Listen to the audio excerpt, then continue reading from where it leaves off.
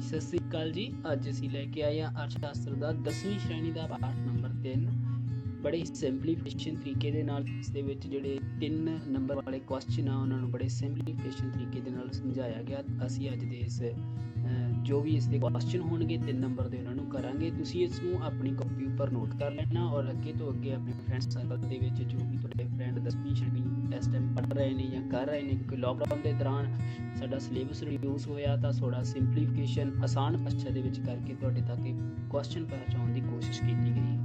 Channel ਨੂੰ subscribe ਜ਼ਰੂਰ ਕਰਨਾ ਤਾਂ ਕਿ ਅਸੀਂ ਜੋ ਵੀ ਨਵੀਂ ਵੀਡੀਓ ਬਣਾਈਏ ਉਹ ਤੁਹਾਡੇ ਤੱਕ ਇਸੇ ਤਰ੍ਹਾਂ ਪਹੁੰਚਦੀ ਰਹੇ। ਸ਼ੁਰੂ ਕਰਦੇ ਹਾਂ। ਜਿਸ ਤਰ੍ਹਾਂ ਅੱਜ ਦਾ ਪਹਿਲਾ ਪ੍ਰਸ਼ਨ ਹੈ, ਭਾਰਤੀ ਅਰਥ ਵਿਵਸਥਾ ਵਿੱਚ ਖੇਤੀ ਦਾ ਮਹੱਤਵ ਬਿਆਨ ਕਰੋ। ਤਾਂ ਭਾਰਤੀ ਅਰਥ ਵਿਵਸਥਾ ਦੇ ਵਿੱਚ ਜੋ ਭਾਰਤੀ ਅਰਥ ਵਿਵਸਥਾ ਵਿੱਚ ਖੇਤੀ ਦਾ ਮਹੱਤਵ ਕੀ ਹੈ? ਸਭ ਤੋਂ ਪਹਿਲਾ ਪੁਆਇੰਟ ਆਇਦਾ ਅਨਾਜ ਦੀ ਪੂਰਤੀ ਦਾ ਸਾਧਨ। ਅਨਾਜ ਪੂਰਤੀ ਦਾ ਸਾਧਨ ਹੈ ਖੇਤੀ ਤੋਂ ਹੀ। ਅਸੀਂ ਸਾਰੇ ਜਾਣਦੇ ਹਾਂ ਕਿ ਖੇਤੀ ਤੋਂ ਹੀ ਭਾਰਤ ਦੇ ਲੋਕਾਂ ਨੂੰ ਭੋਜਨ ਅਤੇ ਪਸ਼ੂਆਂ ਨੂੰ ਚਾਰਾ ਮਿਲਦਾ ਹੈ।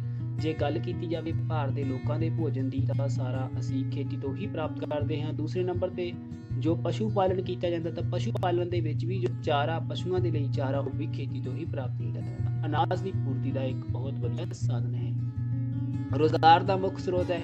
ਭਾਰਤ ਦੀ ਲਗਭਗ 49% ਜਨਸੰਖਿਆ ਖੇਤੀ ਦਾ ਕੰਮ ਕਰਦੀ ਹੈ ਤੇ ਇਸ ਲਈ ਜਿਹੜੀ ਖੇਤੀ ਹੈ ਸਾਡੇ ਰੋਜ਼ਗਾਰ ਦਾ ਮੁੱਖ ਸਾਧਨ ਹੈ। ਇਹ ਸਾਰੇ ਚੰਗੀ ਤਰ੍ਹਾਂ ਜਾਣਦੇ ਆ ਕਿ ਜਿਹੜੀ ਖੇਤੀ ਉਹ ਸਾਡੇ ਰੋਜ਼ਗਾਰ ਦਾ ਇੱਕ ਮੁੱਖ ਸਾਧਨ ਹੈ। 49% ਜਿਹੜੀ ਜਨਸੰਖਿਆ ਖੇਤੀ ਦਾ ਕੰਮ ਕਰਦੀ ਹੈ।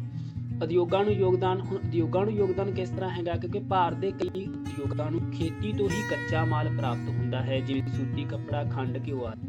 ਤਾਂ ਅਸੀਂ ਜਾਣਦੇ ਹਾਂ ਕਿ ਜਿਸ ਤਰ੍ਹਾਂ ਖੇਤੀ ਤੋਂ ਬਹੁਤ ਸਾਰੀਆਂ ਐਸੀਆਂ ਚੀਜ਼ਾਂ ਹੈਗੀਆਂ ਜੋ ਕੱਚੇ ਮਾਲ ਦੇ ਤੌਰ ਤੇ ਸੂਤੀ ਕੱਪੜਾ ਜਦੋਂ ਤਿਆਰ ਕੀਤਾ ਜਾਂਦਾ, ਜਿਸ ਕਾਟਨ ਤੋਂ ਸੂਤੀ ਕੱਪੜਾ ਤਿਆਰ ਕੀਤਾ ਜਾਂਦਾ, ਰੂਈ ਉਹ ਕਪਾਹ ਜਿਹੜੀ ਉਹ ਖੇਤਾਂ ਵਿੱਚ ਹੀ ਪੈਦਾ ਕੀਤੀ ਜਾਂਦੀ ਹੈ। ਇਸੇ ਤਰ੍ਹਾਂ ਖੰਡ, ਘਿਓ ਜੋ ਇਹ ਬਣਾਇਆ ਜਾਂਦਾ ਇਹ ਸਾਰਾ ਜਿਸ ਤਰ੍ਹਾਂ ਤੁਸੀਂ ਦੇਖਦੇ ਹੋ ਕਿ ਕਮਾਦ ਬੀਜੇ ਜਾਂਦੇ ਆ, ਗੰਨਾ ਲਾਇਆ ਜਾਂਦਾ, ਗੰਨੇ ਤੋਂ ਫਿਰ ਉਹ ਸ਼ੂਗਰ ਮਿਲ ਦੇ ਵਿੱਚ ਜਾ ਕੇ ਉਹਨਾਂ ਤੋਂ ਖੰਡ ਬਣਦੀ ਹੈ, ਗੁੜ ਬਣਦੇ। ਇਹ ਸਾਰੀਆਂ ਚੀਜ਼ਾਂ ਕੀ ਹੈ ਖੇਤੀ ਦੇ ਉੱਪਰ ਨਿਰਭਰ ਹੈ। ਤਾਂ ਇਹ ਕੱਚਾ ਮਾਲ ਉਦਯੋਗਾਂ ਨੂੰ ਖੇਤੀ ਤੋਂ ਹੀ ਪ੍ਰਾਪਤ ਹੁੰਦਾ। ਰਾਸ਼ਟਰੀ ਆਮਦਨ ਵਿੱਚ ਯੋਗਦਾਨ। ਰਾਸ਼ਟਰੀ ਆਮਦਨ ਦਾ ਲਗਭਗ 17.4% ਭਾਗ ਜਿਹੜਾ ਖੇਤੀ ਤੋਂ ਹੀ ਪ੍ਰਾਪਤ ਹੁੰਦਾ ਹੈ। ਕਿੰਨਾ? 17.4% ਜਿਹੜਾ ਭਾਗ ਆ ਉਹ ਖੇਤੀ ਤੋਂ ਹੀ ਪ੍ਰਾਪਤ ਹੁੰਦਾ ਹੈ। ਵਿਦੇਸ਼ੀ ਵਪਾਰ।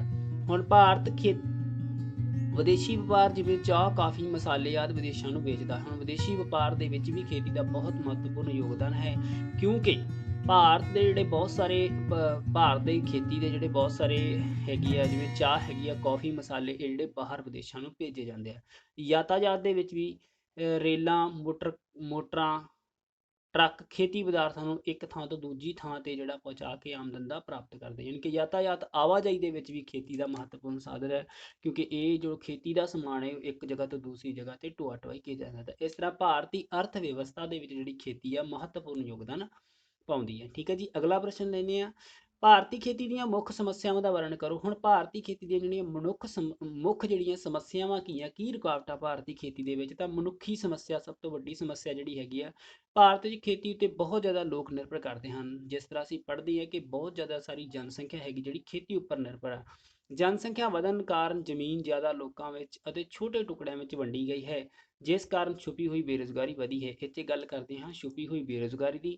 ਇਹ ਸ਼ਬਦ ਆਇਆ ਛੁਪੀ ਹੋਈ ਬੇਰੁਜ਼ਗਾਰੀ ਤੋਂ ਕੀ ਭਾਵ ਹੈ? ਕਿ ਜਦੋਂ ਇੱਕ ਕੰਮ ਨੂੰ ਕਰਨ ਦੇ ਲਈ ਥੋੜੇ ਮਜ਼ਦੂਰਾਂ ਦੀ ਲੋੜ ਹੋਵੇ ਪਰ ਉਸੇ ਕੰਮ ਨੂੰ ਕਰਨ ਦੇ ਲਈ ਜ਼ਿਆਦਾ ਮਜ਼ਦੂਰ ਲੱਗੇ ਹੋਣ। ਠੀਕ ਹੈ ਜੀ। ਜਿਸ ਤਰ੍ਹਾਂ ਅਸੀਂ ਦੇਖਦੇ ਹਾਂ ਕਿ ਆਮ ਪਿੰਡਾਂ ਦੇ ਵਿੱਚ ਖੇਤ ਘੱਟ ਹੁੰਦੇ ਆ ਕਿਸਾਨਾਂ ਦੇ ਕੋਲ, ਪਰ ਪਰਿਵਾਰ ਦੇ ਜਿਹੜੇ ਮੈਂਬਰ ਹੁੰਦੇ ਉਹ ਸਾਰੇ ਉਹਨਾਂ ਖੇਤਾਂ ਵਿੱਚ ਹੀ ਕੰਮ ਕਰਦੇ ਰਹਿੰਦੇ ਆ, ਉਹ ਹੋਰ ਕੋਈ ਧੰਦਾ ਨਹੀਂ ਅਪਣਾਉਂਦੇ। ਤਾਂ ਇਸ ਨੂੰ ਅਸੀਂ ਛੁਪੀ ਹੋਈ ਬੇਰੁਜ਼ਗਾਰੀ ਦਾ ਨਾਮ ਦੇ ਦਿੰਦੇ ਹਾਂ। ਤਾਂ ਜਨਸੰਖਿਆ ਦੇ ਵਧਣ ਕਾਰਨ ਜਿਹੜਾ ਜ਼ਮੀਨਾਂ ਜ਼ਿਆਦਾ ਲੋਕਾਂ ਵਿੱਚ ਛੋਟੇ ਟੁਕੜਿਆਂ ਵਿੱਚ ਵੰਡੀਆਂ ਗਈਆਂ, ਪਰਿਵਾਰ ਵੱਧਦੇ ਗਏ ਆ ਔਰ ਹੁਣ ਜ਼ਮੀਨਾਂ ਦੇ ਟੁਕੜੇ ਹੁੰਦੇ ਜਾਂਦੇ। ਤਾਂ ਇਸ ਤਰ੍ਹਾਂ ਕੀ ਆ, ਮਨੁੱਖੀ ਜਿਹੜੀ ਸਮੱਸਿਆ ਉਹ ਸਭ ਤੋਂ ਵੱਡੀ ਸਮੱਸਿਆ ਖੇਤੀਬਾੜੀ ਦੇ ਲਈ, ਖੇਤੀ ਦੇ ਲਈ।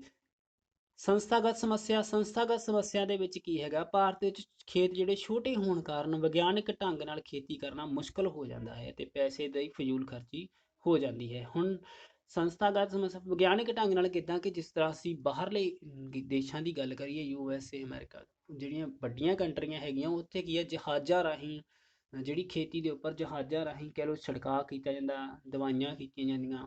ਤਾਂ ਵੱਡੀਆਂ ਵੱਡੀਆਂ ਮਸ਼ੀਨਾਂ ਤੁਸੀਂ ਦੇਖਿਆ ਹੀ ਹੋਣਾ ਅਕਸਰ ਹੀ YouTube ਤੇ ਜਾਂ ਹੋਰ ਤੁਸੀਂ ਚੈਨਲਾਂ ਤੇ ਦੇਖਦੇ ਹੋ ਕਿ ਵੱਡੀਆਂ ਵੱਡੀਆਂ ਮਸ਼ੀਨਾਂ ਜਿਹੜੀਆਂ ਸਾਰਾ ਕੰਮ ਉਹ ਕਰਦੀਆਂ, ਕਿਉਂ? ਉੱਥੇ ਮਸ਼ੀਨਾਂ ਤਾਂ ਕੀਤਾ ਜਾਂਦਾ ਕਿਉਂਕਿ ਉਹਨਾਂ ਦੇ ਖੇਤਾਂ ਦੇ ਆਕਾਰ ਬਹੁਤ ਵੱਡੇ ਆ, ਜਿੱਥੇ ਕਿ ਲੋਕਾਂ ਦੁਆਰਾ ਕੰਮ ਉਹ ਸੰਭਵ ਨਹੀਂ ਹੈ। ਇਸ ਲਈ ਕੀ ਆ, ਉੱਥੇ ਉਸ ਜਿਹੜੀ ਆਧੁਨਿਕ ਵਿਗਿਆਨਿਕ ਢੰਗ ਅਪਣਾਏ ਗਏ ਆ। ਬਟ ਸਾਡੇ ਜਿਹੜੀ ਇਸ ਵਿਗਿਆਨਿਕ ਢੰਗ ਨਹੀਂ ਅਪਣਾਏ ਜਾ ਸਕਦੇ, ਕਿਉਂਕਿ ਸਾਡੇ ਜਿਹੜੇ ਖੇਤਾਂ ਦਾ ਆਕਾਰ ਹੈਗਾ ਉਹ ਛੋਟਾ। ਤਕਨੀਕੀ ਸਮੱਸਿਆ, ਹੁਣ ਤਕਨੀਕੀ ਸਮੱਸਿਆ ਦੇ ਕੀ ਹੈ, ਸਿੰਚਾਈ ਦੀਆਂ ਘੱਟ ਸਹੂਲਤਾਂ, ਪੁਰਾਣੇ ਔਜ਼ਾਰ ਤੇ ਤਕਨੀਕ, ਉન્નਤ ਬੀਜ, ਖਾਸ ਸਹੂਲਤਾਂ ਅਤੇ ਖਾਦ ਦੀ ਘਾਟ, ਜਿਹੜੀ ਇਹ ਮੁੱਖ ਸਮੱਸਿਆਵਾਂ ਹੈਗੀਆਂ। ਤਕਨੀਕੀ ਸਮੱਸਿਆਵਾਂ ਦੇ ਵਿੱਚ ਕੀ ਆ ਜਾਂਦਾ, ਸਿੰਚਾਈ ਦੀਆਂ ਸਹੂਲਤਾਂ ਘੱਟ ਆ, ਪੁਰਾਣੇ ਔਜ਼ਾਰ ਤੇ ਤਕਨੀਕ, ਜਿਹੜੇ ਪੁਰਾਣੇ ਔਜ਼ਾਰ ਆ ਉਹੀ ਵਰਤ ਰਹੇ ਆ ਲੋਕ, ਨਵੀਂ ਜਿਹੜੀ ਤਕਨੀਕ ਆ ਉਸ ਨੂੰ ਨਹੀਂ ਅਪਣਾ ਰਹੇ, ਉਨਤ ਬੀਜ ਨਹੀਂ ਮਿਲ ਰਹੇ ਉਹਨਾਂ ਨੂੰ, ਖਾਸ ਸਹੂਲਤਾਂ ਨਹੀਂ ਮਿਲ ਰਹੀਆਂ, ਖਾਦ ਦੀ ਵੀ ਕਮੀ ਹੈ। ਤੇ ਸਾਰੀਆਂ ਸਮੱਸਿਆਵਾਂ ਜਿਹੜੀਆਂ ਖੇਤੀ ਦੇ ਵਿੱਚ ਰੁਕਾਵਟਾਂ। ਖੇਤੀ ਦੀਆਂ ਮੁੱਖ ਸਮੱਸਿਆਵਾਂ ਦੇ ਵਿੱਚ ਮਨੁੱਖੀ ਸਮੱਸਿਆ ਹੋ ਗਈ, ਸੰਸਥਾਗਤ ਸਮੱਸਿਆ ਹੋ ਗਈ ਤੇ ਤਕਨੀਕੀ ਸਮੱਸਿਆ ਹੋ ਗਈ। ਅੱਗੇ ਜੀ ਭਾਰਤੀ ਖੇਤੀ ਦੇ ਵਿਕਾਸ ਵਿੱਚ ਸਰਕਾਰ ਦੇ ਕੀ ਯੋਗਦਾਨ। ਹੁਣ ਸਰਕਾਰ ਦੇ ਯੋਗਦਾਨ ਦਾ ਵਰਣਨ ਕਰਨਾ ਭਾਰਤੀ ਖੇਤੀ ਦੇ ਵਿਕਾਸ ਦੇ ਵਿੱਚ, ਤਾਂ ਇਸ ਦੇ ਵਿੱਚ ਸਭ ਤੋਂ ਪਹਿਲਾ ਪੁਆਇੰਟ ਆਇਆ ਹੈਗਾ ਭੂਮੀ ਸੁਧਾਰ। ਆਜ਼ਾਦੀ ਤੋਂ ਬਾਅਦ ਸਰਕਾਰ ਨੇ ਜ਼ਿਮੀਂਦਾਰੀ ਪ੍ਰਥਾ ਨੂੰ ਖਤਮ ਕੀਤਾ ਹੈ, ਕਾਸ਼ਤਕਾਰੀ ਪ੍ਰਥਾ ਵਿੱਚ ਸੁਧਾਰ ਕੀਤਾ ਹੈ, ਚੱਕਬੰਦੀ ਅਤੇ ਸਹਿਕਾਰੀ ਖੇਤੀ ਦਾ ਵਿਕਾਸ ਕੀਤਾ ਹੈ। ਆਜ਼ਾਦੀ ਤੋਂ ਬਾਅਦ ਕਿਹਾ, ਆਜ਼ਾਦੀ ਤੋਂ ਪਹਿਲਾਂ ਕੀ ਸੀ ਕਿ ਜ਼ਿਮੀਂਦਾਰੀ ਪ੍ਰਥਾ ਚੱਲਦੀ ਸੀਗੀ, ਕਾਸ਼ਤਕਾਰੀ ਪ੍ਰਥਾ ਸੀ, ਜ਼ਿਮੀਂਦਾਰੀ ਪ੍ਰਥਾ ਸੀ। ਜ਼ਿਮੀਂਦਾਰੀ ਪ੍ਰਥਾ ਦੇ ਵਿੱਚ ਜਿਹੜੇ ਜ਼ਿਮੀਂਦਾਰਾਂ ਕੋਲੇ ਜ਼ਮੀਨ ਹੁੰਦੀ ਸੀ ਤਾਂ ਅੱਗੇ ਛੋਟੇ ਛੋਟੇ ਕਿਸਾਨਾਂ ਨੂੰ ਕੀ ਆ ਲਗਾਨ ਦੇ ਉੱਪਰ ਜਾਂ ਕਰ ਦੇ ਕੇ ਉਹਨਾਂ ਨੂੰ ਜ਼ਮੀਨਾਂ ਦਿੱਤੀਆਂ ਜਾਂਦੀਆਂ ਸਨ, ਤਾਂ ਉਹਨਾਂ ਤੋਂ ਕਰ ਵੀ ਵਸੂਲ ਕੀਤਾ ਜਾਂਦਾ ਸੀ, ਜ਼ਮੀਨ ਹੋਵੇ ਚਾਹੇ ਨਾ ਹੋਵੇ। ਤੇ ਇਸ ਤਰ੍ਹਾਂ ਦੀਆਂ ਕਈ ਜਿਹੜੀਆਂ ਊਣਦਾਈਆਂ ਸਨ ਉਹਨਾਂ ਨੂੰ ਖਤਮ ਕੀਤਾ ਗਿਆ, ਚੱਕਬੰਦੀ ਅਤੇ ਸਹਿਕਾਰੀ ਖੇਤੀ ਦਾ ਵਿਕਾਸ ਕੀਤਾ ਗਿਆ।